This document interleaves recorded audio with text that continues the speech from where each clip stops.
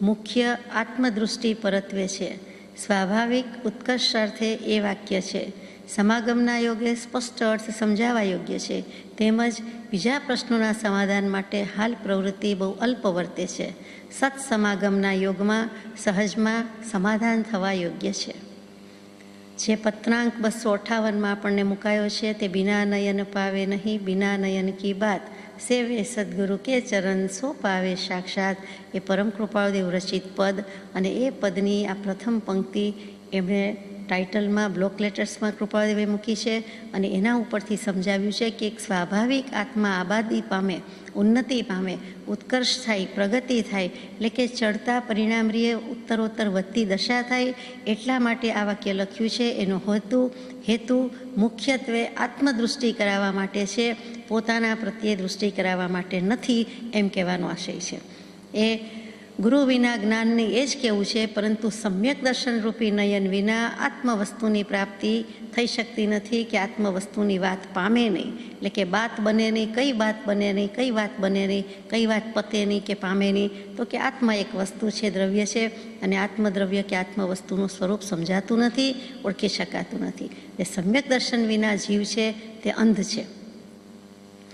અહીંયા આપણને ઘણું બધું કહી દીધું કે સમ્યક દર્શન નથીના કારણમાં શું? તો કે સ્વચ્છંદરૂપી અંધાપો કે અંધત્વ છે. એવી જ રીતે સમ્યક દર્શન નથી તો પણ જીવને અંધ જ કહી દીધા છે. આ નયનની વાત છે કે બિના નયન પાવે નહીં, બિના નયન કી બાત. એટલે ત્યાં સ્પષ્ટ રીતે પ્રત્યક્ષ સદગુરુ યોગનું મહાત્મ્ય બતાવ્યું છે. તેમ છતાં કૃપાળુદેવ કહે છે કે અમે તમને આત્મદૃષ્ટિ માટે લખ્યું છે, બીજો કંઈ કહેવાનો આશય નથી. છતાં પ્રત્યક્ષ સમાગમના યોગે સ્પષ્ટ અર્થ સમજાવવા યોગ્ય છે.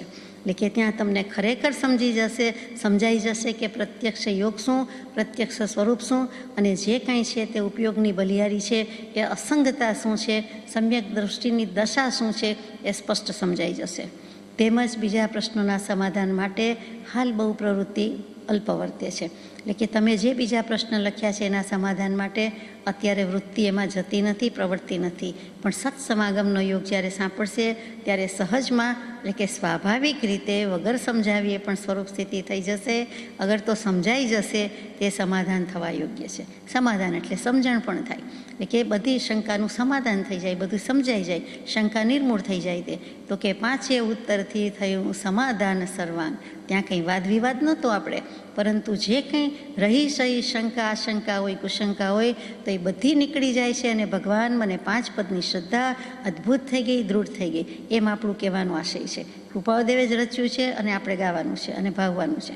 તો ત્યાં આપણે એવા આશયથી આત્મસિદ્ધિજીમાં ગાઈએ છીએ કે 5 પદ કે 5 શંકા જે હતી એનાથી અમને સમાધાન થઈ ગયું છે. તો હવે અમે મોક્ષને પામીશું જ. આગળ જઈએ કે બિના નયન આદિ વાક્યનો સ્વકલ્પનાથી કંઈ પણ વિચાર ન કરતા અથવા શુદ્ધ ચૈતન્ય દૃષ્ટિ પ્રત્યેનું વલણ તેથી વિક્ષેપ ન પામે એમ વર્તવું યોગ્ય છે. બિના નયનનું તમે મતિ કલ્પનાથી વિચાર કરો અથવા તો નીચ છંદે વિચાર કરો કે જુઓ પ્રત્યક્ષની બલિયારી, ગુરુ વિના જ્ઞાન નહીં, એમ કરીને કૃપાળુદેવે આમ જ કહ્યું છે, એમ કહેવાનું નથી. અને તમે એવા મનને ડોળી નાખો, મનના મરોડ બદલી નાખો, મન જુદા વળાંક પર જતું રહે, જુદા મોડ પર જતું રહે, અથવા તો જુદા એંગલથી વિચારે, જુદી દિશામાં વિચારે, તો એ ફાયદો કે લાભ કે કલ્યાણ થાય તેમ નથી. એમાં તમે ડિસ્ટર્બ થઈ જશો. એ વિક્ષેપ ન પામે એમ વર્તવું યોગ્ય છે. એટલે કે મનને શંકામાં જવા દેવા જેવું નથી, સમાધાન રાખવા જેવું છે. તમારે જેમ છે તેમ સમભાવ કે સમતા રાખવા જેવી છે.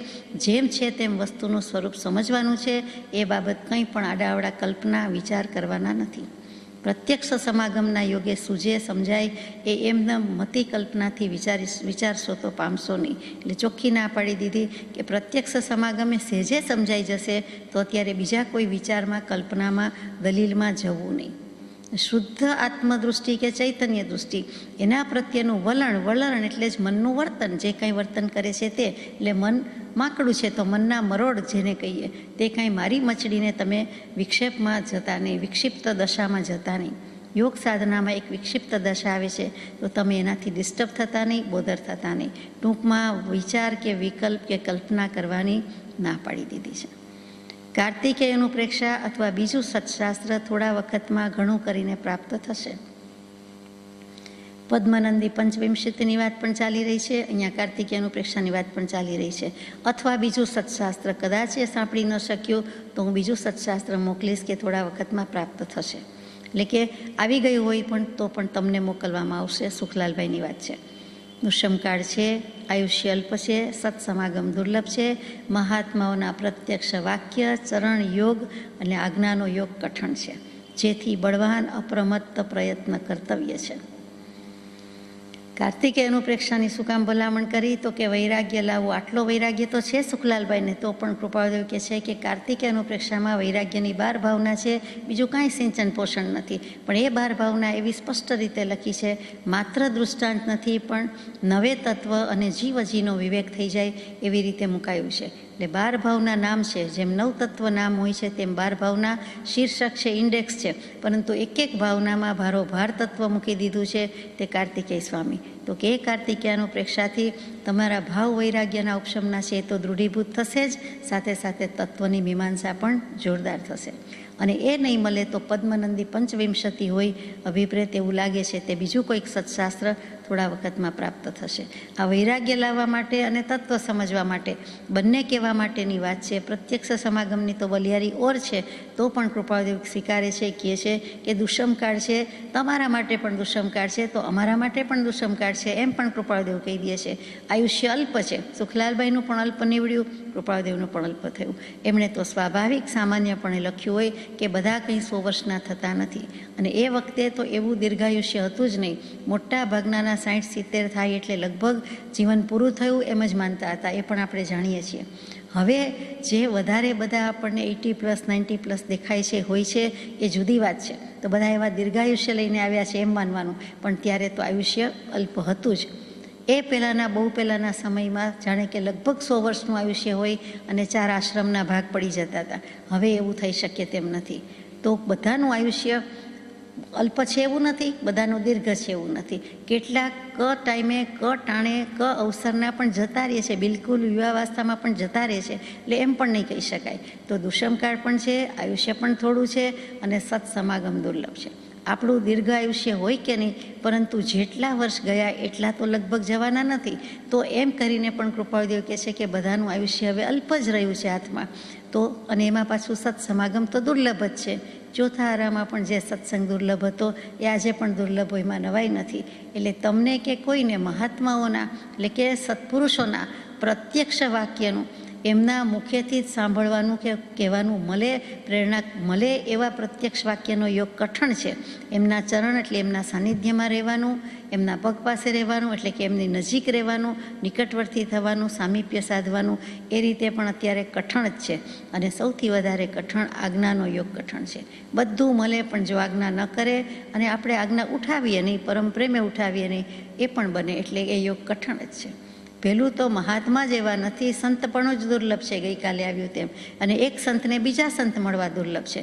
તો પછી મહાત્માઓના ઢગલા નથી, તો મહાત્માઓના પ્રત્યક્ષ વાક્ય ક્યાંથી મળે? અને તેના સન્મુખ કેટલા જીવો થાય, અને કેટલા જીવો એમની આજ્ઞામાં કે સમીપવર્તી, નિકટવર્તી, અંતેવાસી થઈને રહીએ, એ પણ વિચારવાનું છે.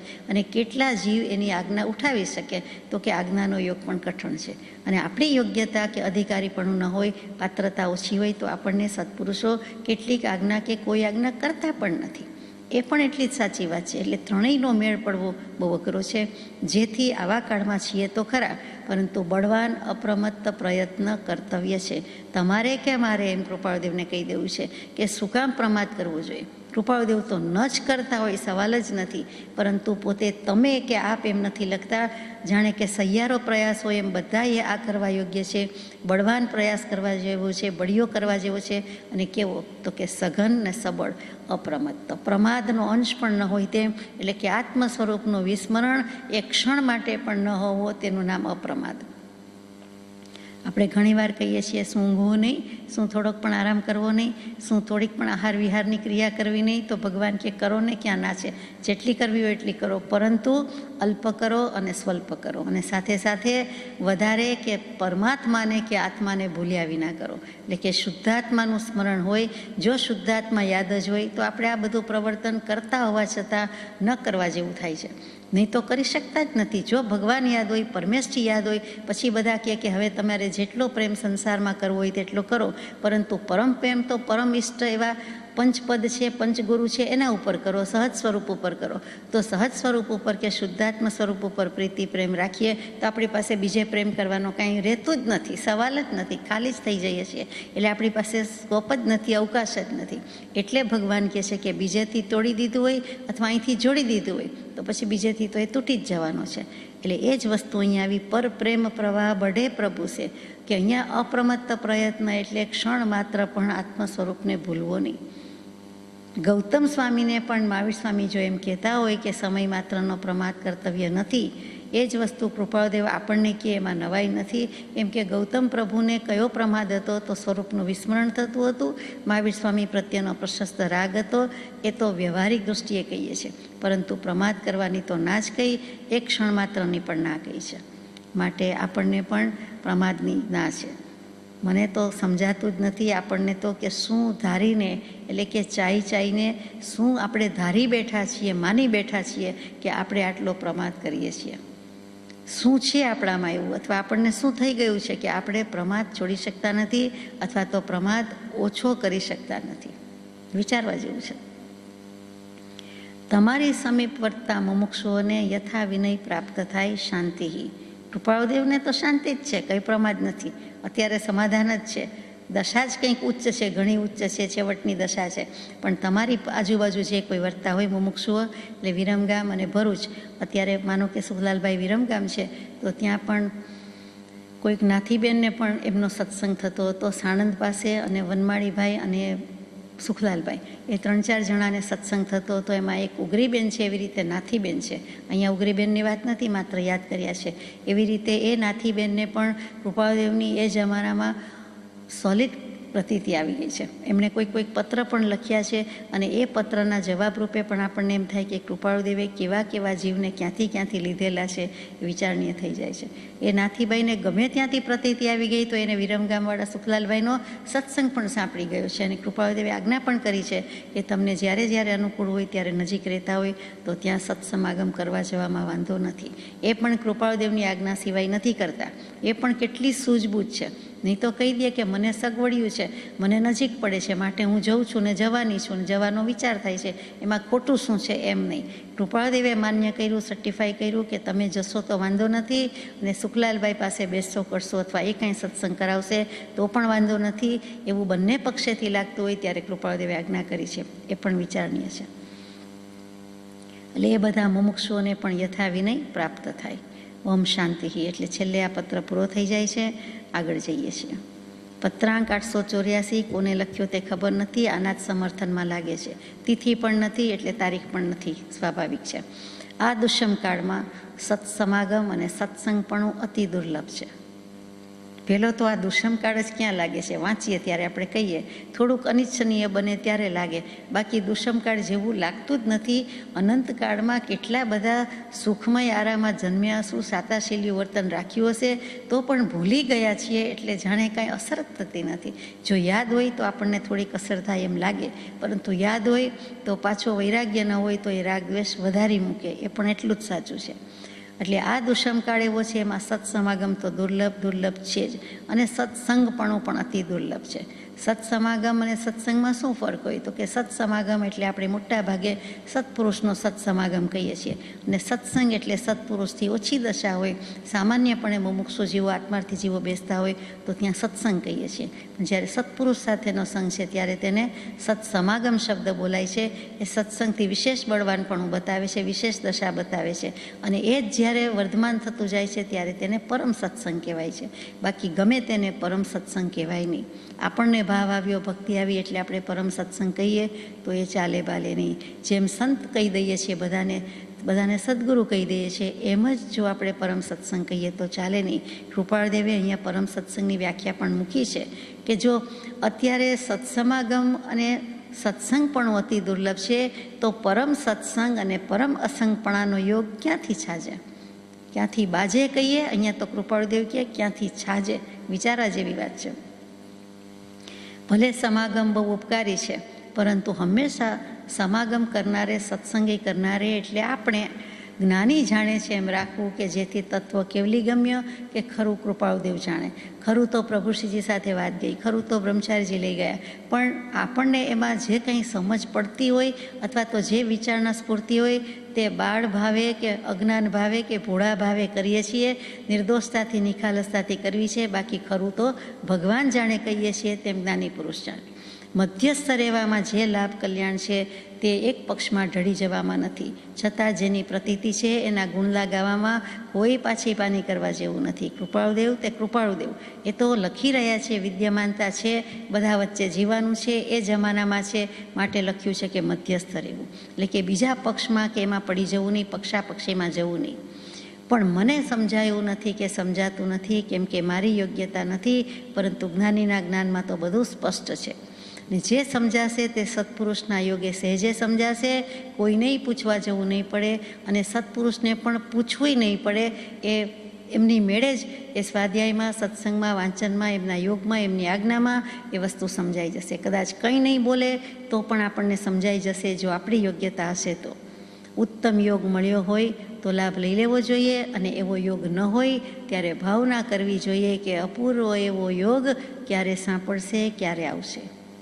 એટલે કે અપૂર્વ અવસર એવો ક્યારે આવશે કે આપણની યોગ્યતા બરાબર થઈ ગઈ હોય અને આપણને એવા સદગુરુનો ભેટો થાય કે આપણને તે જ ભવે આત્મજ્ઞાન થઈ જાય. લઈને જઈએ સમ્યક દર્શન, એમનેમ જવું નથી.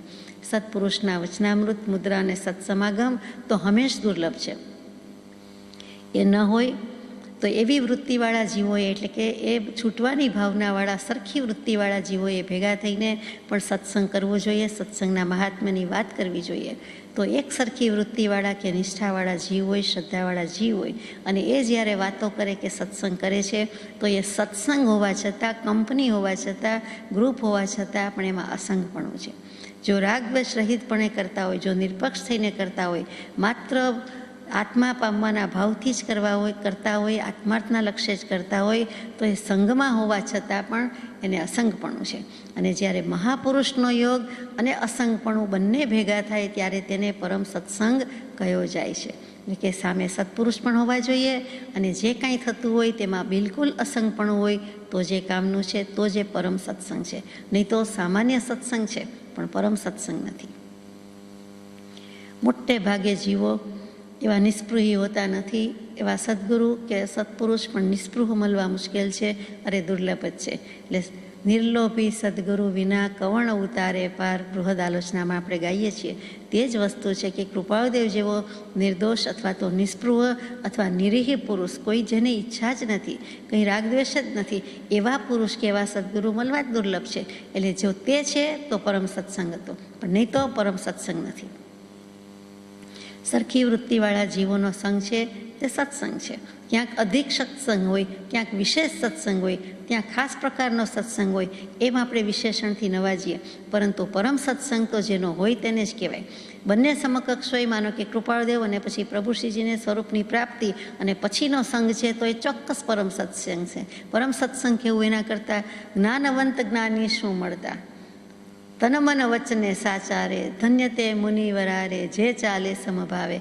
જ્ઞાનને જ્ઞાની મળ્યા, જ્ઞાનીને જ્ઞાની મળ્યા, એ તો વાત જ અદ્ભુત થઈ ગઈ. એટલે ત્યાં સત્સંગ સમાગમ જ શું કહેવો. પરંતુ બાકી જો મહત્પુરુષ હોય, સત્પુરુષ હોય, અને સાથે સાથે એટલી જ અસંગતા હોય, એટલે કે નિસ્પૃહતા હોય, તો તેને પરમ સત્સંગ કયો છે, નહીં તો પરમ સત્સંગ કયો નથી. આગળ જઈએ કે એવો યોગ ક્યાંથી છાજે. છાજે શું, તો કે સૌરાષ્ટ્રમાં તો બોલાય કે આ તને છાજતું નથી, અથવા આ તને છાજે છે, એટલે કે શોભે છે. આ તું જે કરે છે તે યોગ્ય છે, અને આવું આપણાથી ન કરાય, આપણને ન છાજે, એટલે કે આપણને ન શોભે, એ સામાન્ય રીતે બોલાતું હોય. પછી છાજે એટલે છદ શબ્દ છે, દેશી શબ્દ છે, એટલે કે તે વખતની ભાષામાં બોલાતો શબ્દ, એટલે દેશીય શબ્દ કહેવાય. અને તેમાં છવાઈ રહે, એટલે કે અવરાઈ રહે નહીં પણ છવાઈ રહે, એટલે બધું જ છવાઈ જતું હોય. વાદળ છવાયું કહીએ છીએ તેવી રીતે આ છવાયેલું રહે છે, તો તે પણ સત્સંગ અને પરમ સત્સંગની વાતમાં આવે છે. કે એવો યોગ ક્યાંથી છવાઈ જાય, ક્યાંથી આવીને ક્યાંથી વાદળું બંધાય એમ, અથવા ક્યાંથી વાદળ છવાઈ જાય, એવો યોગ ક્યાંથી છાજે, ક્યાંથી નભે. તમે એને મેન્ટેન કેવી રીતે કરી શકો? સદગુરુ પરમ સત્સંગ હંમેશા આપણી પાસે હોય? માનો કે કોઈ વાર યોગ થયો તો હંમેશા આપણી પાસે હોય નહીં, આપણે એમની પાસે હોઈ શકીએ નહીં. તો એ પણ વિરહ પડે છે, એટલે કહે છે કે નભાવવો મુશ્કેલ છે, સિવાય કે તેમના અંતેવાસી હોઈએ, તેમની સાથે વિચરતા હોઈએ અને એવી યોગ્યતા હોય તો બરોબર છે, બાકી નથી. એટલે કે એવો યોગ ક્યાંથી મંડાય, ક્યાંથી સાજે, ક્યાંથી નભે, ક્યાંથી ટકે, ક્યાંથી શોભે અને ક્યાંથી છવાયેલો રહે. વૃક્ષની છાયા પણ કેટલીક વખત તડકો ન તડકો, સૂર્યપ્રકાશ હોય ન હોય તોય એમ આપણા ઉપર છવાયેલું રહે છે, એટલે કે એને આવરણ આવી જાય છે. તડકાને, સૂર્યપ્રકાશને આવરણ આવી જાય વૃક્ષની ડાળી વગેરેના હિસાબે, એટલે આપણને છાયા મળે છે.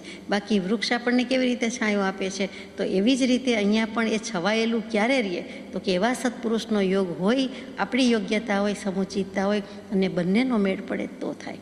અને એમાં પણ બીજો કોઈ ભાવ નથી, નિરીહતા છે, નિસ્પૃહતા છે, ઉન્મત્તા નથી, ગર્વ નથી, ગારવ નથી. એવા જે સત્પુરુષ એને અમે સ્તવીએ છીએ, એમ કૃપાળદેવે લખ્યું. એ જ વસ્તુ અહીં કીધી છે કે તો તેને પરમ સત્સંગ કહેવાય છે અને તો તેને ભજીએ.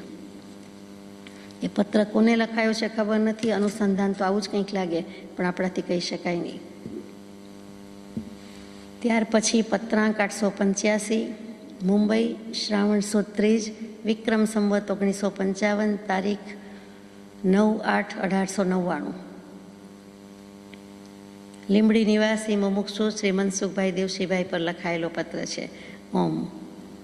પરમ પુરુષની મુખ્ય ભક્તિ ઉત્તરોત્તર ગુણની વૃદ્ધિ થાય એવા સદવર્તનથી પ્રાપ્ત થાય છે. પરમ પુરુષની ભક્તિ તમારે કરવી છે. મનસુખભાઈએ પૂછાવ્યું છે કે મારે હવે શું કરવું જોઈએ ને મને શું આજ્ઞા આપો છો? અને બીજું આજીવિકા સંબંધીનું કંઈક પૂછાવ્યું છે કે આ ધંધામાં હવે મારે પડવું છે કે આ ધંધો કરવો છે કે હમણાં આ ધંધાર્થે જવું છે. તો એક વખત આપણે વાત આવી ગઈ કે કપાસનું અને જીનિંગ પ્રેસ વેચાતો હતો અને એ વખતે કૃપાળદેવે કહ્યું કે લેવો નથી, લેવા જેવું નથી, આમાં ઘણા બધા પાપ દોષ છે અને એમણે આજ્ઞા સ્વીકારી છે અને લીધો નથી. એવી રીતે ભાગીદારી પણ નોંધાવી નથી. એવી રીતે કંઈક બીજી વાત છે અને એના અનુસંધાનમાં એના પ્રત્યુત્તર રૂપે કૃપાળદેવની કૃપા પ્રસાદી છે તે આ પત્ર છે કે પરમ પુરુષની મુખ્ય ભક્તિ એ ઉત્તરોત્તર ગુણની વૃદ્ધિ થાય એવા સદવર્તનથી પ્રાપ્ત થાય છે. એટલે સદાચરણની બદલે અહીંયા સદવર્તન કહ્યું કે મનની વૃત્તિ સત પ્રત્યે લઈ જાય, આત્મા પ્રત્યે લઈ જાય, આત્મદૃષ્ટિ કરાવે એવું જે કંઈ આચરણ છે એટલે આત્માના ઉત્તરોત્તર ગુણ પ્રાપ્ત થતા જશે.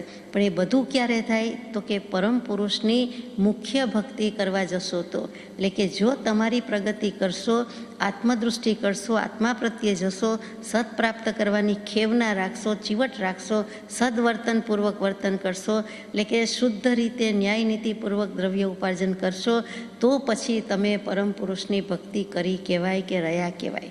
દૂર રહે પણ એની આજ્ઞાનું પાલન કર્યું, માટે એ મુખ્ય ભક્તિ છે. ચરણ પ્રતિરૂપ સદવર્તન જ્ઞાનીની મુખ્ય આજ્ઞા છે. ચરણ, ચારિત્ર, આચરવું, આચરણમાં મૂકવું, અમલમાં મૂકવું, ઇમ્પ્લિમેન્ટેશન, એક્ઝિક્યુશન જે કહો તે ચરણ. અને એ જ વધારે વાંધો છે.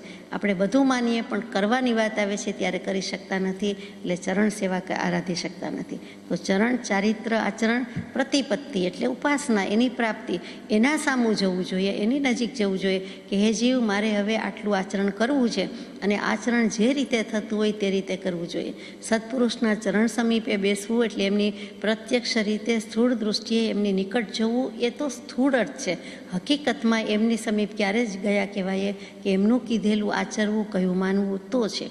તો એ ચરણ પ્રતિપત્તિ રૂપ સદવર્તન એટલે કે સત કહેતા સાચું ને સારું એમ સામાન્ય અર્થ નથી. સત પ્રત્યે લઈ જાય એવું વર્તન, આત્મા પ્રત્યે લઈ જાય તેવી નિષ્ઠા, તેવી શ્રદ્ધાથી વિચારવું એ જ્ઞાનીની મુખ્ય આજ્ઞા છે. જે આજ્ઞા પરમ પુરુષની મુખ્ય ભક્તિ છે. એટલે કે કૃપાળદેવે ચોખ્ખું કીધેલું કે અમે જે કીધું તે આજ્ઞા હોય તે જ તમારી ભક્તિ છે. બીજી ભક્તિ ગુણ લગાવવાનો અર્થ નથી, જરૂર નથી. અમે જે કહ્યું તે તમે કર્યું, માન્યું તો થાય. સદવર્તન વધે ત્યારે આજ્ઞા ઉઠાવી એમ કહેવાય. એટલે કે વર્તન સદ થાય ત્યારે આજ્ઞા ઉઠાવી કહેવાય. એટલે આજ્ઞા ઉઠાવીએ એટલે એ ભક્તિ છે. ચોખ્ખું જ કૃપાળદેવે લખી દીધું છે, પરમ પૂજ્ય બ્રહ્મચારીજીએ સમજાવી દીધું છે. ઉત્તરોત્તર ગુણની વૃદ્ધિ થવામાં ગૃહવાસી જનોએ, ચાલો પ્રભુશ્રીજી તો ત્યાગી મુનિ થઈ ગયા, બ્રહ્મચારીજી પણ છોડીને આશ્રમમાં આવી ગયા, એટલે એ બંનેની વાત તો જુદી થઈ ગઈ. પણ આપણે શું કરવું? તો કે ઉત્તરોત્તર ગુણની વૃદ્ધિ થવામાં ગૃહવાસી જનોને, ગૃહાવાસમાં છે, ગૃહાશ્રમ લઈને બેઠા છે, તો કે એમણે સદ ઉદ્યમ રૂપ આજીવિકા વ્યવહાર સહિત પ્રવર્તન કરવું યોગ્ય છે. તો તમારે આજીવિકા માટે તો કંઈ ને કંઈ કરવાનું જ છે. તો મનસુખભાઈ દેવશીભાઈને કહે છે કે કરો, પણ તમે સદધર્મરૂપ અને સદ ઉદ્યમરૂપ, એટલે ઉદ્યમ પણ કરવાનું છે. નહીં તો એમ થાય કે કાંઈ પણ કરું તો પાપ છે, માટે મૂકો માથાકૂટ ઝંઝટ, મારે કાંઈ કરવું નથી, એટલે નોકરી ધંધા બંધ, વેપાર પ્રવૃત્તિ બંધ, ફાઇનાન્શિયલ એક્ટિવિટીઝ કાંઈ નહીં. તો પછી તો કૃપાળદેવે અહીંયા એમ પણ આજ્ઞા કરી દીધી છે કે ગૃહવાસી હોય, ગૃહાશ્રમી હોય તો ગૃહસ્થ અવસ્થામાં માગી ખાઈને રહેવા જેવું નથી, અથવા એવું કરી શકાય નહીં. એ ગૃહસ્થ વ્યવહારને શોભે નહીં કે માગીને ઉઘરાવીને ખાવા જેવું નથી. એટલે જાતે જ નાનો મોટો થોડો ઘણો ઉદ્યમ પુરુષાર્થ મહેનત કરવા પડે. એ પણ કૃપાળદેવની આજ્ઞા છે. સૌભાગભાઈને પણ લખી હતી. પછી સૌભાગભાઈએ લખ્યું છે ત્યારે કીધું કે જ્ઞાનના અનંત આનંદ આગળ અમને સકલ જગત સોનાનું થાય તો એંઠવત છે કે તૃણવત છે, તે વચનને અમારો નમસ્કાર હો. એમ કૃપાળુદેવે સૌભાગભાઈના તે વચનને નમસ્કાર કર્યો, કેમ કે એને પ્રતીતિ આવી ગઈ કે અત્યાર સુધી કંઈ ને કંઈ જોઈતું હતું, હવે કાંઈ જોઈતું નથી. ત્યારે કહે છે કે જ્ઞાનનો એવો અનંત આનંદ છે, એ જ મુખ્ય છે. તો તમને આજીવિકા કરતાં જ્ઞાનના આનંદની પડી છે, તો તમારા એ વચન તમારા મોઢેથી કે હસ્તાક્ષરથી લખાયા, એટલે કૃપાળુદેવને ઘણો આનંદ છે, ખુશી છે કે હવે તમે સમજ્યા. એમ કરીને તે વચનને પણ અમારો નમસ્કાર છે. આત્માના આનંદની ખુમારી વિના આવું વચન નીકળે નહીં, અને નીકળે તો લખે નહીં. લખે સરળ હતા એટલે લખ્યું. તો પછી કૃપાળુદેવને થયું કે બરોબર છે હવે, કે હવે તમને એની પડી નથી. ત્યારે યોગ્યતા આવી એમ માન્યું. ટૂંકમાં સદ ઉદ્યમ કરવો, પણ ન્યાયનીતિપૂર્વક દ્રવ્ય ઉપાર્જન, અને પછી સતને આત્માને તો ભૂલવાનો નથી, પોતાનું અસ્તિત્વ તો પોતે રાખવાનું જ છે, સાબિત કરવાનું છે. અસ્તિત્વનું ભાન થાય તો જ આ ભવ લેખે છે. નહીં તો પછી બધા જીવ્યા ને જન્મ્યા ને ગયા, એમ આપણે પણ જીવ્યા જન્મ્યા ને ગયા, એમ તો કરવા જેવું નથી. એ મનસુખભાઈને બરાબરનો જવાબ આપ્યો છે. કાંઈક કરવાનું છે એ પણ એટલું જ સાચું છે. એમને નિવૃત્તિ લેવાની આજ્ઞા નથી મૂકી. અત્યારે આગળ જઈએ. ઘણા શાસ્ત્રો અને વાક્યોના અભ્યાસ કરતાં પણ જો જ્ઞાની પુરુષની એક એક આજ્ઞા જીવ ઉપાસે તો ઘણા શાસ્ત્રથી થતું ફળ સહજમાં પ્રાપ્ત થાય. કેટલુંક વાંચીએ, શું અભ્યાસીએ? તો કે ઘણા શાસ્ત્રો છે એ તો દરિયો જ છે શ્રુતનો, તો એ કાંઈ આપણું કામ નથી, ગજું નથી. અને ઘણા વાક્યો, વચનામૃતજીના કયા વાક્યનો અભ્યાસ કરવો, કયા પત્રો મોઢે કરવા ને ન કરવા, કેટલુંક યાદ રાખવું, કેટલુંક વિચારવું, કેટલું. તો ભગવાન કે બધું કરવા કરતાં આચરવું મુખ્ય છે. અને એમાં પણ જ્ઞાની પુરુષની એક એક આજ્ઞા જીવ ઉપાસે. તો અહીંયા એક એક લખ્યું છે એટલે વિચારવા જેવું છે. એટલે જ્ઞાની પુરુષની દરેક આજ્ઞા એમ અર્થ નથી થતો. તો બધી આજ્ઞા થઈ તો આપણું પાછું માંગી જાય બળ કે બધું આપણાથી ક્યાંથી થાય? થોડુંક માંડ થાય છે, એક આજ્ઞા માંડ થાય. તો કૃપાળુદેવે એક એક લખ્યું. જેમ આપણે સાંજી પ્રભાવના લાણી કરવી હોય, અથવા એક એક વ્યક્તિની ડીશ ગણાતી હોય, તો કહીએ કે આટલા જણ, આટલા જણા, આટલી વસ્તુ, આટલી ચીજ, અથવા તો આટલા, એમાં એક એકું કહીએ છીએ કે એક એકને આપવાનું છે, વ્યક્તિ દીઠ આપવાનું છે.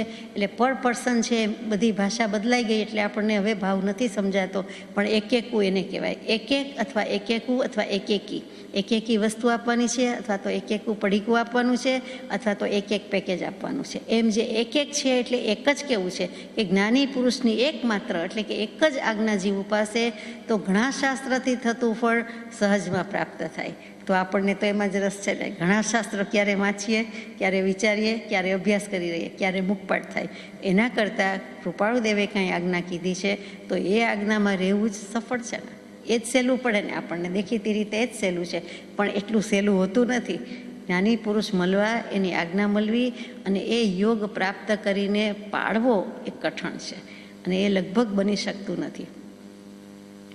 અને પરાણે કરીએ એમાં પણ પાછી મજા ઓછી થઈ જાય છે. પણ પ્રેમપૂર્વક કરીએ, પરમ સ્નેહે ઉપાસીએ તો આપણું કલ્યાણ જ છે. અહીંયા ભગવાને મનસુખભાઈને ઘણું બધું આશ્વાસન કે સમાધાન આપી દીધું છે કે તમને એમ થતું હોય કે અમે ક્યારે શાસ્ત્રો વાંચીએ, વિચારીએ, વિચારક જીવ હતા તો પણ, તો કે શાસ્ત્રો વાક્યોના અભ્યાસ જવા દો. અહીંયા એમને સત્શ્રુત વાંચવાની આજ્ઞા અત્યારે નથી કરી. અને એ મનસુખભાઈ દેવશીભાઈએ ખબર નહીં આ પત્રનો એમના ઉપર આશય હોય કે છવાયેલો રહ્યો હોય કે છેક સુધી પાલન કર્યું છે. શારીરિક સેવા કૃપાળુદેવની મનસુખભાઈ દેવશીભાઈએ ઘણી જ કરી છે. ભલે નજીકના યોગમાં તો અમુક સમય દિવસ રહેવાનું હોય, પણ છેલ્લે જે 45 દિવસ પરમ કૃપાળુદેવ રાજકોટની ભૂમિ પર હતા અને નર્મદા મેન્શન નિર્વાણ સ્થળી જે છે ત્યાં હતા, તે વખતે એમણે ઘણા બધા દિવસ ઘણી બધી સેવા ઉઠાવી છે. એ સિવાય પણ ઉઠાવી છે. આ 55ની ઓળખાણ છે, આ પત્ર મળે છે. ત્યાર પછી તો કૃપાળુદેવ 1.5 વર્ષ જ છે, તો એ 1.5 વર્ષમાં એમને જ્યારે જ્યારે યોગ મળ્યો ત્યારે અદ્ભુત સેવા કરી છે. અને બીજી બધી જ આજ્ઞા નાની મોટી ઉઠાવી છે. એને પર્સનલ જે કહેવાય, વ્યક્તિગત કહેવાય, એવું ધ્યાન એમણે પણ ઘણું રાખ્યું છે. બીજાએ નથી રાખ્યું એમ નહીં, સગાવાલાએ એટલું જ રાખ્યું હોય, સ્નેહીજનો સ્વજનોએ રાખ્યું હોય, અંબાલાલભાઈ જેવા હતા, બીજા પણ અનેક હશે. પરંતુ મનસુખભાઈ દેવસીનું સમહાવ આપણને વાંચતા વિચારતા આઉટસ્ટેન્ડિંગ લાગે કે એમણે ઘણી બધી સેવા ઉઠાવી, આજ્ઞા ઉઠાવી છે. તો ઘણા શાસ્ત્રથી થતું ફળ સહજમાં પ્રાપ્ત થાય. ફરીથી પાછો કોઈ એમનો પત્ર આવશે ત્યારે વધારે વાત. અહીંયા આ પત્ર પૂરો થઈ જાય છે કે જ્ઞાની પુરુષની આજ્ઞાનું આટલું બધું મહાત્મ્ય છે. આજ્ઞા જ્ઞાનીની ભવતરવાનો સેતુ છે, જન્મ જરાને મરણ મુખ્ય દુઃખ હેતુ.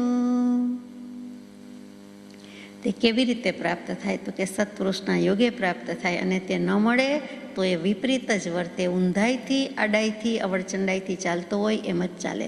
મિથ્યાત્વના કે ઉન્માર્ગે જ ચાલતો એમ ચાલે. પણ જો સત્પુરુષ કે સત્સંગ કે યોગ મળ્યો તો એ સુધરી જાય, સવડી આવી જાય.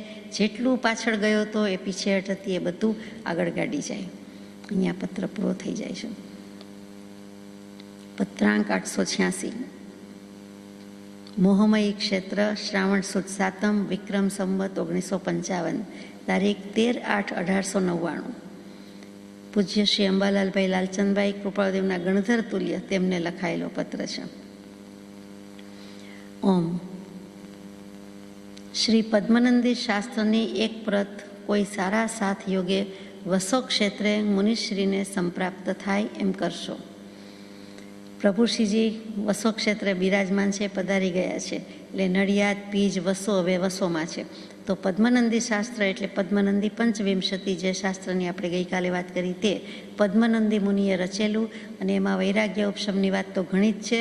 અને એ 923 પદમાં જે કાંઈ સંસ્કૃતમાં લખાયું છે એનું ગુર્જર અવતરણ, ઘણા બધા અધિકાર પ્રકરણનો અનુવાદ પરમ પૂજ્ય શ્રી બ્રહ્મચારીજીએ કરેલો છે. સુંદર રીતે ગાઈ શકાય, બેલાવીને ગાઈ શકાય એવું મૂકેલું છે. અને કેટલું પ્રગટ પણ થઈ ગયું છે. તો કે એ મુનિશ્રીને સંપ્રાપ્ત થાય એમ કરશો. એટલે કે અંબાલાલભાઈએ ખંભાત છે અને ખંભાતથી ત્યાં મોકલવાનું છે, વસો પહોંચાડી દેવાનું છે. એ શાસ્ત્રનું મહાત્મ્ય કીધે કાંઈ કહેવાય એવું નથી, જે વાંચે તે સમજે એવું છે. એ લખનાર પણ એવા પદ્મનંદી મુનિ. ઘણા તો એમ પણ કહે છે કુંદકુંદાચાર્યનું જ બીજું નામ પદ્મનંદી હતું અને એ પદ્મનંદી મુનિ એટલે એમણે લખેલું છે. એ વિદ્વાનોમાં મતભેદ છે, જે હોય તે. પણ એક કોટીના, જબ્બર કોટીના, અવ્વલ નંબરના વનવાસી પુરુષે લખ્યું છે. એટલે કે જે વનમાં વિચરતા હતા, જૈન મુનિ હતા, સાધુપણામાં લખાયેલું છે. વનમાં લખાયું છે, વનવાસી શાસ્ત્ર કહેવાય છે. એટલે વાંચનાર વિચારનાર પણ વનમાં, ગુફામાં, જંગલમાં, એકાંતમાં વસ્તુ હોય અને વાંચે તો તેને તેવા જ પ્રકારના ભાવો સ્ફુરે. સીધી વાત છે. સંસારમાં રહીને, ઘરમાં રહીને વાંચે એમાં, અને આવા વન, જંગલ, ગુફા, એકાંતમાં વાંચે એમાં આસમાન જમીનના અંતર કરતાં પણ વધારે અંતર છે. એટલે કે કમ્પેરિઝન જ નથી, એટલા બધા ભાવો એમાં સ્ફુરી શકે એવું છે. આસમાન જમીન તો હજી આપણે માપી શકીએ છીએ, વિચારી શકીએ છીએ, કલ્પી શકીએ છીએ. આમાં તો આપણને તે ભાવ સ્ફુરે ત્યારે જ સમજાય કે તે ભાવમાં આવવું હોય તો આવી રીતે આ દશામાં વાંચવું જોઈએ. સાદી ભાષામાં જંગલ ગુફામાં ન જઈએ તો એકાંતમાં અવગાહવા યોગ્ય છે.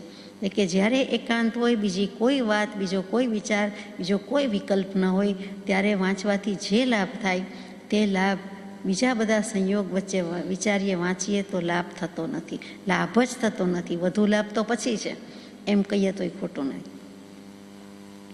બળવાન નિવૃત્તિવાળા દ્રવ્યક્ષેત્ર આદિ યોગમાં તે શાસ્ત્ર તમે વારંવાર મનન અને નિધિધ્યાસન કરશો. બળવાન નિવૃત્તિવાળા દ્રવ્યક્ષેત્ર આદિ યોગમાં સામાન્ય નિવૃત્તિ તો આપણે હજી લઈએ કે ચાલો આજે ઘરમાં કોઈ નથી, વાંચીએ. અથવા હમણાં 2-3 દિવસ બહારગામ છે, બધા નિરાંત છે, શાંતિ છે, વેકેશન છે, વાંચીએ. અથવા આપણે વેકેશન લઈને ક્યાંક નીકળી ગયા, વાંચીએ.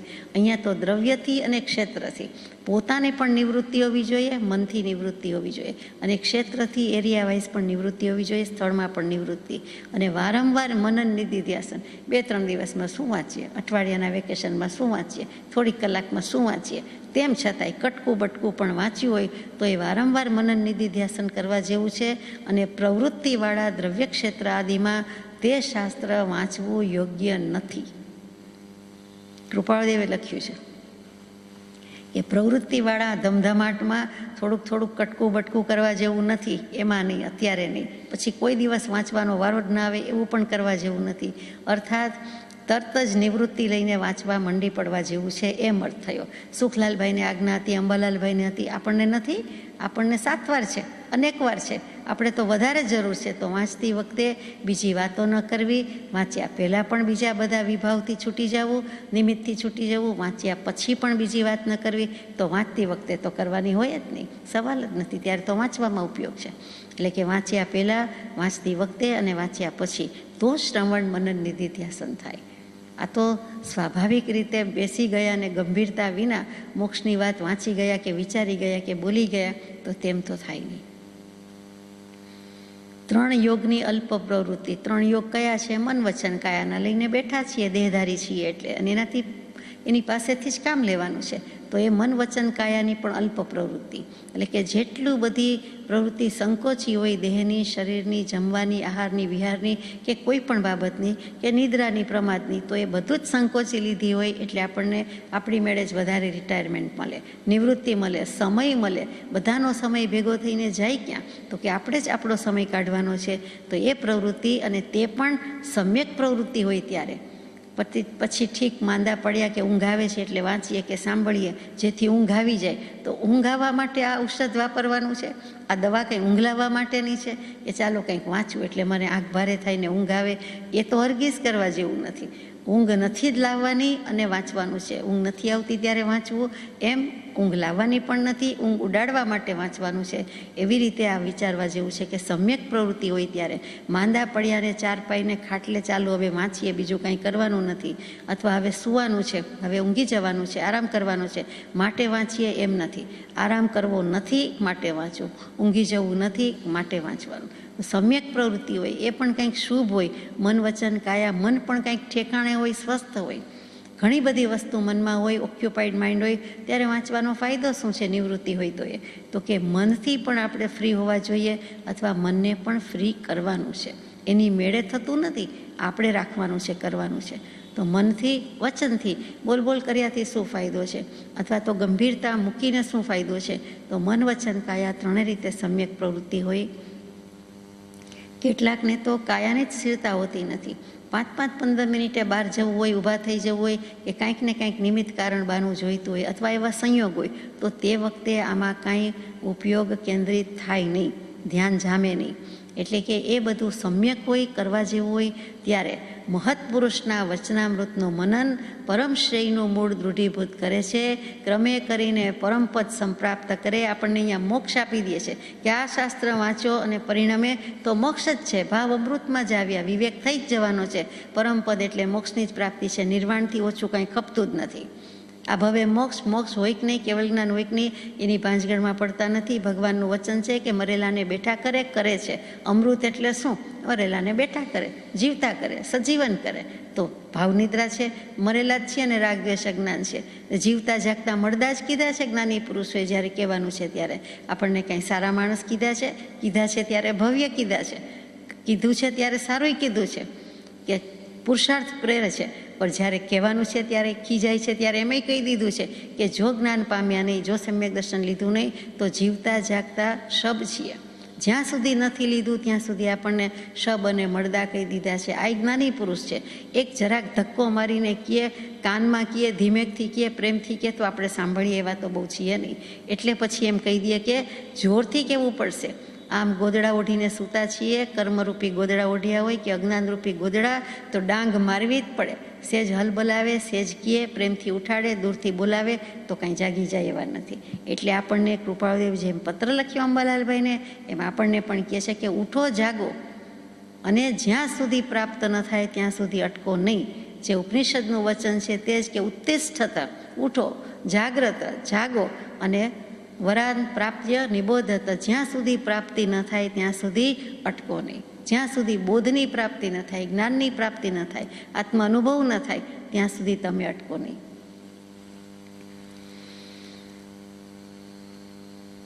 એટલે પરમશ્રેયનું મૂળ શું છે? તો કે એવા મૂળ જ્ઞાનાદિ પામવારે અને જવા અનાદિ બંધ, મૂળ માર્ગ સાંભળો જીનનો રે. જે આત્માનું જ્ઞાન છે ખાસ એકદમ ખાસ જ્ઞાન છે અથવા તો સ્પેશિયલ કહીએ છીએ, વિશિષ્ટ કહીએ છીએ, એ મૂળ જ્ઞાન જ શબ્દ બરોબર છે એને દૃઢીભૂત કરે છે. મૂળ કલ્યાણ કરવાનું છે, મૂળ શુદ્ધ ઉપયોગ છે એને દૃઢીભૂત કરે છે. આ ઉપયોગની જ વાત છે, ધ્યાન કેન્દ્રિત કરવાની વાત છે. અને જો આ રીતે વાંચીએ તો આપણને અહીંયા ક્રમે કરીને પરમપદ સંપ્રાપ્ત કરાવે જ છે. ચિત્ત અવિક્ષેપ રાખી એટલે કે મનને વિક્ષેપ વિનાનું રાખીને પરમ શાંત શ્રુતનું અનુપ્રેક્ષણ કર્તવ્ય છે. આ પરમ શાંત શ્રુત આપણને પરમ શાંતિ ન અપાવે તો એ પરમ શાંત શ્રુત કહેવાય નહીં. પણ જ્ઞાની પુરુષ કહે છે કે પરમ શાંત શ્રુત છે એ તો હકીકત છે, એસ્ટાબ્લિશ્ડ ફેક્ટ થઈ ગઈ છે, તો પછી એ ડાઉટલેસ ટ્રુથ છે જે એને આપણે જ ખોટું પાડીએ છીએ ને કે ખોટું પાડવા જઈએ છીએ ને કે અમને તો પરિણમ્યું નહીં, અમારું જ કંઈ કલ્યાણ થયું નહીં. ધેટ મીન્સ એનો અર્થ શું થયો કે આપણે જ વાંચ્યું નથી બરાબર. શ્રુત તો શ્રુત જ છે, પરમ શાંત જ છે, શાંત રસમાં લઈ જાય તેવું જ છે, જ્ઞાની પુરુષની છાપ છે અને જ્ઞાની પુરુષની આજ્ઞા છે. તો કેનારો સાચો, કેનારની આજ્ઞા સાચી, એણે જે સર્ટિફિકેટ આપ્યું એ શાંત શ્રુત રસ છે એ પણ સાચું છે. તો વાંધો ક્યાં આવ્યો? તો કે આપણે અનધિકારી, આપણી અયોગ્યતા, આપણી અપાત્રતા, માટે હવે એ જ કરાવે છૂટકો છે. હવે આ જ પત્રનો જવાબ અંબાલાલભાઈએ આપ્યો છે તે આપણને મળી શક્યો છે. તે અંબાલાલભાઈ શું લખે છે તે વિચારીએ. આ તો આપણે આપણું ભૂલી ગયા. શ્રીમદ પરમ ગુરુભ્યો નમઃ. ત્રિકરણ યોગે સદૈવ નમસ્કાર. પરમ કૃપાવંત શ્રીમદ દેવાધિદેવ સદગુરુ પ્રભુના પવિત્ર પાદાંબુજમાં અગણિત વાર નમસ્કાર પ્રાપ્ત થાય. પરમ કૃપાયુક્ત પત્ર પ્રાપ્ત થયો એટલે કે હમણાં વાંચ્યો તે પત્રાંક 886. શ્રી પદ્મનંદી શાસ્ત્રના 2 પુસ્તક ગઈકાલે પ્રાપ્ત થયા છે. તેમાંની એક પ્રત તુરત સારા સાત જોગે વસો ક્ષેત્રે પવિત્ર મુનિષીને સંપ્રાપ્ત થાય એમ કરીશ. 2 દિવસ ફેણાવ જવું થયું હતું. ફેણાવ નામનું ગામ છે ખંભાતની નજીક, તેથી પત્ર લખતા વિલંબ થયો છે, જે માટે ક્ષમાપના ઈચ્છું છું. પવિત્ર આજ્ઞા અનુસાર બળવાન નિવૃત્તિવાળા દ્રવ્ય ક્ષેત્ર આદિ યોગમાં શ્રી પદ્મનંદીજી શાસ્ત્રનું અનુપ્રેક્ષણ કરીશ. શ્રી પદ્મનંદી શાસ્ત્રનું અનુપ્રેક્ષણ કરવા પહેલાં મારી વૃત્તિ બની શકે તો થોડો કાળ પરમ કલ્પદ્રુમની છાયા નીચે રહેવાની રહે છે, જેથી મને બળવાન ઉપકારભૂત થાય. કેવું માગી લીધું કે હું તો વાંચીશ, આપની આજ્ઞા ઉઠાવીશ, સત્શ્રુત છે, પણ સત્શ્રુતનો દરિયો છે જે બધા શ્રુતને ઘોડીને પી ગયો છે એવું પરમ કૃપાળુ જીવંત પરમાત્મા, જીવન સદગુરુ ભગવાન કે જીવતો સમયસાર, તો કે પરમ કલ્પદ્રુમ તમે જ કલ્પવૃક્ષ છો. તમારી પાસે રહીએ તો વગર ઈચ્છે વગર વિચારીએ બધું જ મળી જાય. તો હું એની છાયા નીચે રહેવાની મારી ભાવના રહે છે. પછી હું એ જરૂર વાંચીશ, પણ વાંચતા પહેલાં કે શરૂ કરતાં પહેલાં થોડો સમય હું પરમ કલ્પદ્રુમ એટલે પરમ કૃપાળદેવ પોતે, કલ્પદ્રુમ એટલે કલ્પવૃક્ષ, તો કે તમે જ જીવતું જાગતું કલ્પવૃક્ષ છો, પરમ કલ્પવૃક્ષ છો, મોક્ષે લઈ જાવ તેવા છો. તમારા સાનિધ્યમાં રહીને મારી કાંઈ પણ ભક્તિ વયાવજ થાય તો મોક્ષ કરી દે તેવો પદાર્થ છે, એમ આપણે જાણીએ છીએ. તો એની નીચે રહેવાનું છે. ધીમેકથી માગી લીધું અને કહી દીધું કે જેથી મને બળવાન ઉપકારભૂત થાય. તો પછી આ શાસ્ત્ર વાંચીશ તો મને બળવાન ઘણું કલ્યાણકારી થશે. આ તરફ વરસાદ બિલકુલ નહીં હોવાથી ગરીબ અને મૂંગા પ્રાણીઓ રીબાય છે. તેમાં વળી મૂંગા પ્રાણીઓની સ્થિતિ અત્યંત અનુકંપા ઉપજાવે છે. એ વખતે ખંભાતમાં દુષ્કાળ જેવું થઈ ગયું છે. 56 તો 1956માં છે અને આ તો 1955નું ચોમાસું નિષ્ફળ ગયું છે. સેવક યોગ્ય કામ સેવાનો પવિત્ર લાભ પ્રાપ્ત થવાથી પરમ કલ્યાણકારી આનંદ માનીશ. મને કંઈ યોગ્ય કામ સેમાં ફરમાવશો તો હું આનંદ માનીશ, પરમ કલ્યાણકારી આનંદ માનીશ. અલ્પજ્ઞ દીનદાસ સેવક અંબાલાલના સવિનય નમસ્કાર પ્રાપ્ત થાય. એટલે પત્રની પહોંચ પણ કેવી આપી છે અને પોતે પણ કેવું કહી દીધું છે કે મારે આવવું છે અને હું આવીશ, પણ એમ તો કહેવાય નહીં. એટલા માટે કે મને એ કલ્પદ્રુમની છાયામાં રહેવા મળે તો આવીશ અને પછી મને વધારે લાભ થશે. ઘણું કરીને પછી આવે પણ છે. પત્રાંક 887. મોહમયી શ્રાવણવદ અમાસ વિક્રમ સંવત 1955, તારીખ 5/9/1899. એટલે પર્યુષણ ચાલતા હોવા જોઈએ. શ્રાવણવદ અમાસ એટલે પર્યુષણના દિવસોમાં જ છે, બરાબર. અગમ્ય છતાં સરળ એવા મહત પુરુષોના માર્ગને નમસ્કાર. આ પત્ર કોને લખાયો છે ખબર નથી. બ્લોક લેટર્સમાં ટાઇટલમાં મૂર્ધન્ય પાને ઓમ તો છે જ, પછી તરત જ લખ્યું કે અગમ્ય છતાં સરળ એવા મહત્પુરુષોના માર્ગને નમસ્કાર. સત્સમાગમ નિરંતર કર્તવ્ય છે. જે વાત બધી સત્સમાગમની જ કોઈક હશે બળભાગી જીવ, તો સત્સમાગમ હંમેશા કરવો જોઈએ. મહત ભાગ્યના ઉદય વડે અથવા પૂર્વના અભ્યસ્ત યોગ વડે જીવને સાચી મુમુક્ષુતા પ્રાપ્ત થાય છે. ખરેખર જીવની યોગ્યતા એટલે મુમુક્ષુતા કેવું છે? યોગ્યતા આપણા હાથમાં જ છે. જ્યારે કરવા માંડીએ ત્યારે યોગ્યતા, કાળ થોડો પાકવા બેસાડવાનો છે. એ કાળની રીતે જુઓ તો આપણી યોગ્યતા જ છે. આટલું કર્યા પછી આવ્યા હોય તો આપણને કર્મોય માર્ગ આપે છે ને કાળેય માર્ગ આપે છે. હવે આપણે માત્ર કરવાનો જે સત્પુરુષાર્થ છે એટલું જ છે. વસ્તુ સમજવાનો પ્રયત્ન કે પુરુષાર્થ કરવો એ જ આપણો પુરુષાર્થ છે. હાથનોંધમાં કદાચ આવશે, સમજ પીછે સબ સરળ હે, બીનું સમજ મુશ્કેલ. એટલે સમજ્યા નથી એટલે જ મુશ્કેલ લાગે છે, બાકી કાંઈ નથી. સમજણ જ ફેરવવાની છે, સમજણ જ કરવાની છે. તો કોઈક મહદભાગ્યનો ઉદય હોય તો થાય છે, અથવા પૂર્વના અભ્યસ્ત યોગ એટલે પૂર્વનો અભ્યાસ હોય, પૂર્વની પ્રેક્ટિસ હોય, એને જ કંઈક આવું સૂઝે, એને જ કંઈક વિચારવાનું ગમે એટલે સુધી તો આપણે આવી ગયા. અને પછી જીવને સાચી મુમુક્ષુતા ઉત્પન્ન થાય છે કે કરેંગે યા મરેંગે, આ ભવે તો મોક્ષની વાત જ જોઈએ, માત્ર મોક્ષ અભિલાષ, જે અતિ દુર્લભ છે. સાચી મુમુક્ષુતા દુર્લભ એટલા માટે કઈ હોવી જોઈએ કે સર્વ પ્રકારની મહાશક્તિથી મૂંઝાવવું જોઈએ. તો આપણને કેટલીક મહાશક્તિથી મૂંઝાઈ ગયા હોય, 75%થી મૂંઝાય, 95થી મૂંઝાય, 99થી મૂંઝાય, પણ કાંઈક બાકી રહી જાય. કૃપાળદેવે અહીંયા કંઈ બાકી રાખ્યું જ નથી, બધી જ કીધું છે. સર્વ પ્રકારની મહાશક્તિથી મૂંઝાઈને જે મોક્ષને માર્ગને વિશે યત્ન કરે તે મુમુક્ષુ છે, તે મુમુક્ષુતા છે. તે સાચી મુમુક્ષુતા ઘણું કરીને મહત્પુરુષના ચરણ કમળની ઉપાસનાથી પ્રાપ્ત થાય છે. એટલે કે મહત્પુરુષ એટલે આત્મા જાણ્યો છે, મહાત્મા, મહાન પુરુષ કયો, સંત કયો, સત્પુરુષ કયો, સદગુરુ કયો, તે છે. એના ચરણ કમળની ઉપાસનાથી પ્રાપ્ત થાય છે. અથવા તેવી મુમુક્ષુતાવાળા આત્માને મહત્પુરુષના યોગથી આત્મનિષ્ઠપણું પ્રાપ્ત થાય છે. એને આત્માની જ વાત ગમે એટલું જ નહીં, આત્માની વાતની પાકે પાયે પૂરેપૂરી પકડ આવી જાય છે. એટલે કે શ્રદ્ધા થઈ જાય છે, એટલે કે એની નિષ્ઠા થઈ જાય છે. હર હંમેશ એમાં ને એમાં જ રહે છે. તે કરવા જેવું છે. સનાતન અનંત એવા જ્ઞાની પુરુષોએ ઉપાસેલો એવો સન્માર્ગ પ્રાપ્ત થાય છે. તો એ જ તો આપણો પુરુષાર્થ છે કે સનાતન સન્માર્ગ જયવંત વર્તો, ત્રિકાળ જયવંત વર્તો, જૈનમ જયતી શાસનમ, જૈનમ જયતુ શાસનમ. તો બોલવાથી છે, આપણે કરી દેખાડવાનું છે કે રાગદ્વેષને જીતે તે જીન, એના અનુયાયી તે જૈન, અને અમે પણ જૈન છીએ, અમે પણ રાગદ્વેષ રહિત શુદ્ધ ઉપયોગના અનુસંધાનથી મોક્ષે જવાના છીએ, કે જવું છે.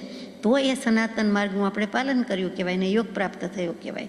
સાચી મુમુક્ષુતા જેને પ્રાપ્ત થઈ હોય તેને પણ જ્ઞાનીનો સમાગમ અને આજ્ઞા અપ્રમત્ત યોગ સંપ્રાપ્ત કરાવે છે. એટલે માનો કે કોઈ કે અમે તો માર્ગે પડી ગયા, રસ્તે પડી ગયા, તો કહે છે કે મોક્ષ માર્ગનો ક્રમ જ એવો છે કે મુમુક્ષુતા પ્રાપ્ત થઈ ગઈ, એના માટે પણ બે વસ્તુ જરૂરી જ છે, જ્ઞાનીનો સત્સમાગમ અને આજ્ઞા.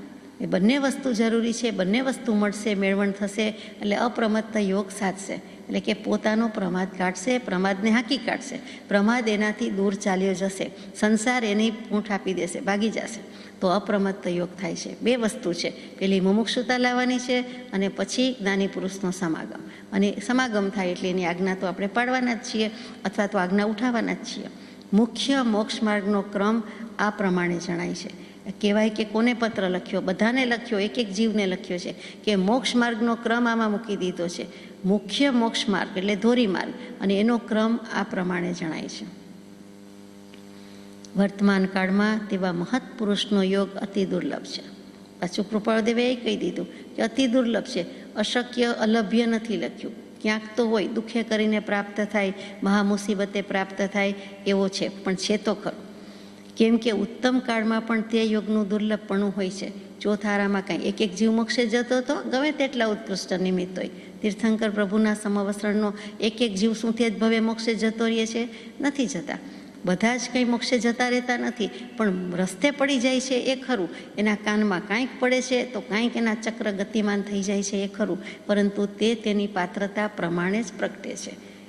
બીજા રીતે થતું જ નથી. આપણે સમજીએ છીએ ગ્રહણ શક્તિ, ગ્રાસ્પિંગ બધાનું જુદું છે. સ્કૂલમાં, કોલેજમાં જ્યાં પણ ભણ્યા છીએ ત્યાં આપણે જાણીએ જ છીએ, કોઈ પણ ફિલ્ડમાં કોઈ પણ વ્યક્તિનું વિચારીએ તો બધાએ એક સરખું જ ભણાવનાર હોય છતાં બધાની યોગ્યતા, પાત્રતા જુદી છે. એક જ માતા પિતાના બધા સંતાન છે તો પણ બંને જુદા છે. એકી સમયે લગભગ જન્મ્યા કહેવાય તો પણ બંને જીવ જોડકાના જુદા હોય છે. અથવા તો બધાના કર્મ, ઉદય, સ્વભાવ, સંસ્કાર ઘણું બધું જુદું હોય છે. કદાચ દેખાવમાં સામ્ય હોય પણ બીજું બધું તો જુદું હોય જ છે. તો અહીંયા પણ એ જ વાત છે કે એ બધાએ પણ આ રીતે કરવા જેવું છે. ક્રમ તો હંમેશા આ રીતે જ છે. ઉત્તમ કાળમાં પણ તે યોગનું દુર્લભ પણ હોય છે. ચોથા આરામાં પણ સત્સંગ દુર્લભ જ હતો. આજે સિમંદર સ્વામી વિચરી રહ્યા હોય કે 20 તીર્થંકર દેવથી વિરાજિત મહાવિદ્ય ક્ષેત્ર હોવા છતાં મહાવિદ્ય ક્ષેત્રનો એક જીવ, પ્રત્યેક જીવ થોડો મોક્ષે જાય છે. જેની યોગ્યતા છે, જે સત્પુરુષાર્થ આદરે છે તે જ જાય છે. પણ તેને નિમિત્ત છે એમ આપણે કહી શકીએ, બાકી બધા તો જઈ શકતા નથી. એટલે કે દુર્લભ તો છે જ સત્સંગ. એમ છતાં પણ સાચી મુમુક્ષુતા જેને ઉત્પન્ન થઈ હોય, રાત્રિ દિવસ આત્માનું કલ્યાણ થવાનું તથારૂપ ચિંતન રહ્યા કરતું હોય તેવા પુરુષને તેવો યોગ પ્રાપ્ત થવો સુલભ છે. કૃપાળુદેવે કહી દીધું બધું. કૃપાળુદેવ તો છે જ, સુલભ જ છે ત્યારે. અને જેને પ્રતિતિ લખી હોય કે જેને પત્ર લખ્યો હોય અથવા જે નજીકમાં આવ્યા છે, સાનિધ્યમાં આવ્યા છે, એમને કૃપાળુદેવની પ્રતિતિ છે. એટલે કે તમને ખરેખર મોક્ષની ઈચ્છા જાગી જ હોય તો પછી કાંઈ વાંધો નથી. એને એવા સંયોગો આવીને મળે જ છે. એની જેવી જેની ભાવના એવી એની સિદ્ધિ. યાદૃશી યશ્ય ભાવના તાદૃશી ભવતી સિદ્ધિ. તો જેની ભાવના તેવી સિદ્ધિ તો મળે જ. વાર લાગે થોડીક, બાકી મળે જ છે. ભાવનામાં ઓટ આવવી જોઈએ નહીં, એના પૂર એવા ને એવા રહેવા જોઈએ, તો એ પ્રમાણે મળી જાય છે. એટલે સાચી મુમુક્ષુતા ઉત્પન્ન થવી જોઈએ. અને રાત દિવસ આત્માનું કલ્યાણ કરવાનું જ મનમાં નિરંતર ચિંતન રહેતું હોય. બીજો કોઈ સ્વાર્થ નથી, બીજી કોઈ અપેક્ષા નથી, બીજી કાંઈ પડી નથી, બીજું કાંઈ જોઈતું નથી.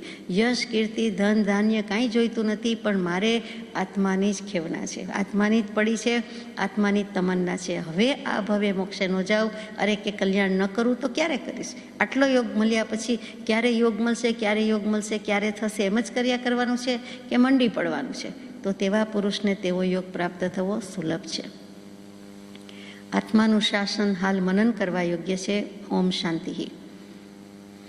આત્માનું શાસન ગ્રંથની પાછી વાત આવી કે 270 શ્લોકમાં ગુણભદ્ર આચાર્ય બરાબર વૈરાગ્ય ઉપશમ રસમાં રેલાવ્યા છે. એ કેટલાકને તો મુખપાઠ હશે. પ્રભુશ્રીજીના સમયમાં આત્માનું શાસન ગ્રંથનું અધ્યયન ઘણું થતું હતું. બ્રહ્મચારીજી સમયે પણ ઘણું થતું હતું.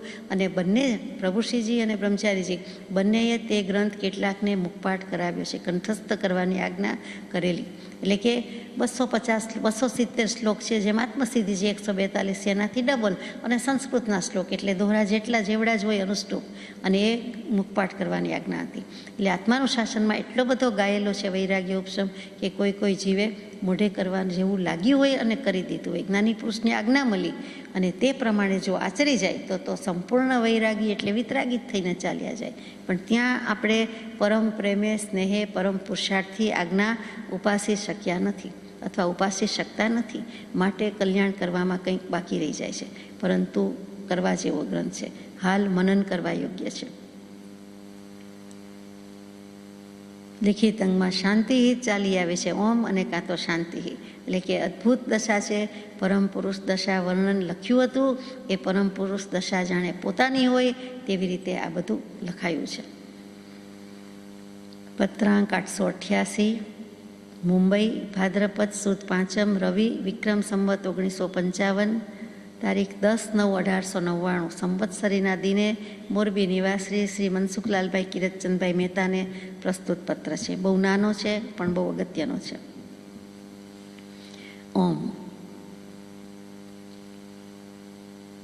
મને એમ લાગે છે કે 888માં કૃપાળદેવનો પત્ર વાંચીએ તે પહેલાં મનસુખભાઈ કિરતચંદભાઈ મહેતાએ લખેલો પત્ર છે તે આપણને મળી શક્યો છે, તો તે આપણે વાંચીએ. પરમ પૂજ્ય પ્રભો,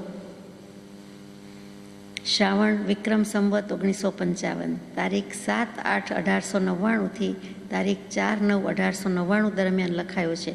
શ્રાવણ મહિનો એટલે અહીંયા તો આપણને સ્પેસિફિકલી ખબર પડી જાય છે કે ઓગસ્ટ મહિનાનો કે સપ્ટેમ્બર મહિનાનો જ છે, કેમ કે પર્યુષણ પહેલાં લખ્યો છે, જેનો કૃપાળુદેવે સંવત્સરીને દિવસે ઉત્તર પાઠવ્યો છે.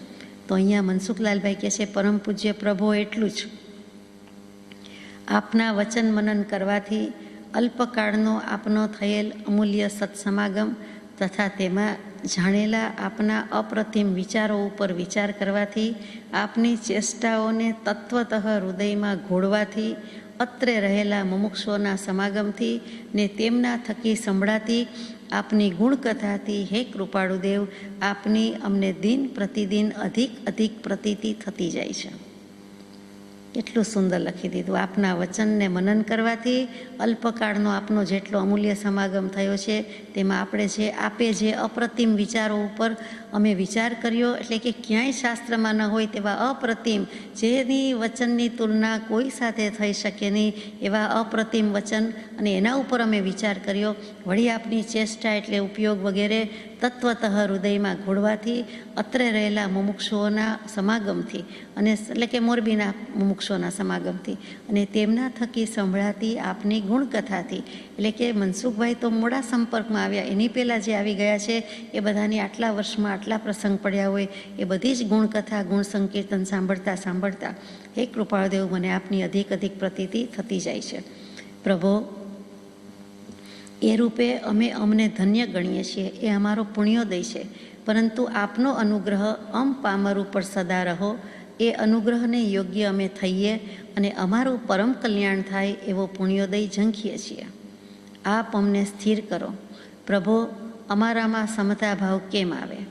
શબ્દ પ્રભુ છે ગુરુની જેમ, પણ એને 7મી વિભક્તિ એટલે સંબોધન કરે છે, એડ્રેસ કરીને કહેવામાં આવે ત્યારે હે પ્રભો, હે ગુરો એમ કહીએ. ગુરુનું ગુરો કહેતા નથી, પણ પ્રભુનું પ્રભો કહીએ છીએ. અમે પાપિષ્ઠ છીએ, પણ આપની અનુકંપા અમને એમાંથી વારશે. અમે અપ્રમત્ત ક્યારે થઈશું? રસ્તો બતાવો. પણ પ્રભુ, જ્ઞાનીનું શરણ હશે તો બધું શ્રેય છે. અમે પાપિષ્ઠ છીએ. પ્રભો, હાલ વખત તો યોગ્ય કાળ સુધી આપના વચનામૃત શ્રવણની જરૂર લાગે છે. અતીત મહાત્માઓના જીવન ચરિત્ર સંબંધી પૂછતા જીવતા જીવનની જરૂર છે એવો આપનો મર્મયુક્ત ઉત્તર આ વેળાએ તથારૂપ તત્વરમણ કરાવે છે. જીવતા જીવનની અલૌકિક અસર છે એના પુરાવામાં આપનો દાખલો મોજૂદ છે. તો હે પ્રભુ, પામર પ્રાણીઓને આ વેળાએ અત્ર દર્શન નહીં આપો.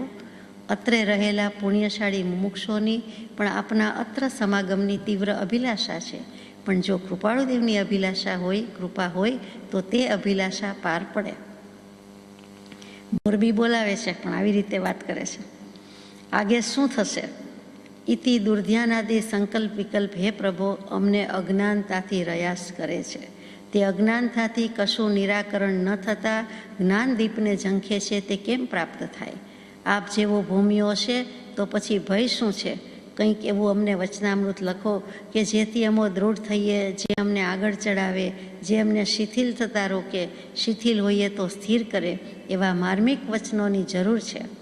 પ્રભો, એવી કૃપા તો કરો જ. પત્ર દ્વારા એટલો અનુગ્રહ તો કરો જ, પણ એમાં પ્રભુની ઈચ્છા.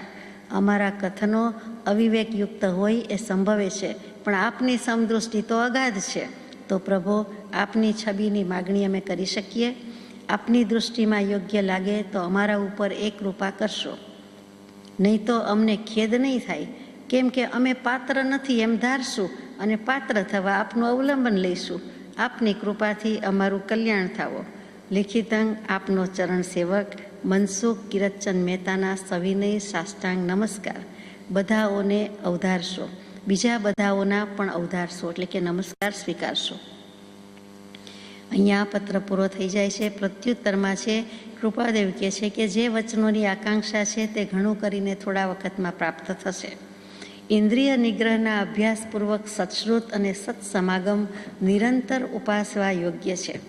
આ બે વાત તો આવ્યા જ કરે છે, ઇન્દ્રિય જય અને સત્શ્રુતનું અધ્યયન. ક્ષીણ મોહ પર્યંત જ્ઞાનીની આજ્ઞાનું અવલંબન પરમ હિતકારી છે. એટલે કે છેક કેવળ જ્ઞાન થાય ત્યાં સુધી જ્ઞાનીની આજ્ઞા જોશે જ, સત્શ્રુત જોશે, સત્પુરુષની આજ્ઞા જોશે. આજ દિવસ પર્યંત તમારા બધા પ્રત્યે તથા તમારા સમીપ વસતા ભાઈઓ બહેનો પ્રત્યે યોગના પ્રમત્ત સ્વભાવ વડે કિંચિત અન્યથા થયું હોય તે અર્થે નમ્ર ભાવથી ક્ષમાની યાચના છે. ઇતિ સમમ સજાત્મ સ્વરૂપ પરમ ગુરુ.